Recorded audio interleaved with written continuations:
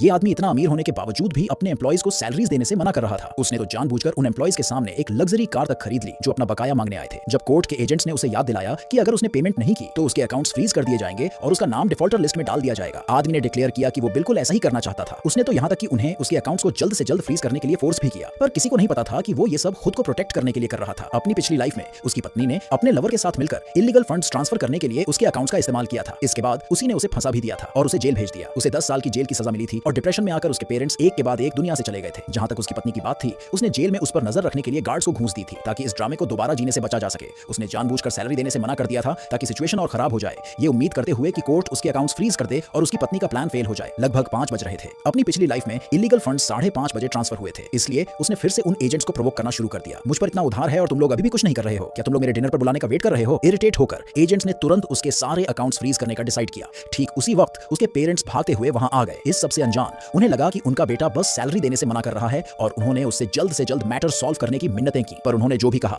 आदमी पर कोई असर नहीं हुआ। उसके पेरेंट्स ने तब पेमेंट में उसकी हेल्प करने के लिए अपना घर बेचने का डिसाइड किया। आदमी अचानक आगे बढ़ा, अपनी मां का फोन छीन लिया और चिल्लाया, क्या तुम लोग मुझे अकेला नहीं छोड़ सकते? इस तरह एजेंट्स ने उसी स्पॉट पर उसके अकाउंट्स फ्रीज कर दिए और आगे की कार्रवाई के लिए उसे अपने ऑफिस ले जाने का डिसाइड किया। 5:30 बजने में अभी भी कुछ मिनट्स बाकी थे। आखिरकार उसके घबराए हुए दिल को शांति मिली। ऑफिस पहुंचते ही उसने तुरंत अपना एटीट्यूड बदल लिया। बहुत कूल एप्रेटिव होते हुए उसने डिक्लेयर किया कि वो 1 घंटे के अंदर सारी सैलरी क्लियर कर देगा। उसके पेरेंट्स कंफ्यूज्ड थे, उन्हें कुछ समझ नहीं आ रहा था। उसने उन्हें तसल्ली दी, टेंशन मत लो, तुम्हें बाद में सब समझ आ जाएगा। फिर उसने सिंसियरली एजेंट्स से माफी मांगी, पर जब उसके पेरेंट्स उसे घर ले जाने की तैयारी कर रहे थे, पुलिस एजेंट्स का एक ग्रुप अचानक आ गया। उन्होंने इलीगल फंड्स ट्रांसफर में शामिल होने के शक में उसे अरेस्ट कर लिया। उसके पेरेंट्स शॉक में रह गए। एजेंट्स ने एक्सप्लेन किया कि उन्हें एक गवाह से टिप मिली थी जिसमें दावा किया गया था कि आदमी अपनी कंपनी के अकाउंट्स का यूज करके विदेश में एक फ्रॉड नेटवर्क को इलीगल पैसा ट्रांसफर कर रहा था। आदमी ने तुरंत खुद को डिफेंड किया, मेरा इन फ्रॉड से कोई लेना देना नहीं है। पर एजेंट्स ने रिप्लाई किया कि उन्होंने पहले ही बेनिफिशियरी अकाउंट और आईपी एड्रेस आइडेंटिफाई कर लिया है जो दोनों उसकी कंपनी से लिंक्ड है। फिर वो उसे हथकड़ी पहनाने के लिए आगे बढ़े, पर यह सब आदमी ने पहले ही प्लान कर रखा था। वो एकदम शांत रहा क्योंकि उसके अकाउंट्स पहले ही फ्रीज हो चुके थे,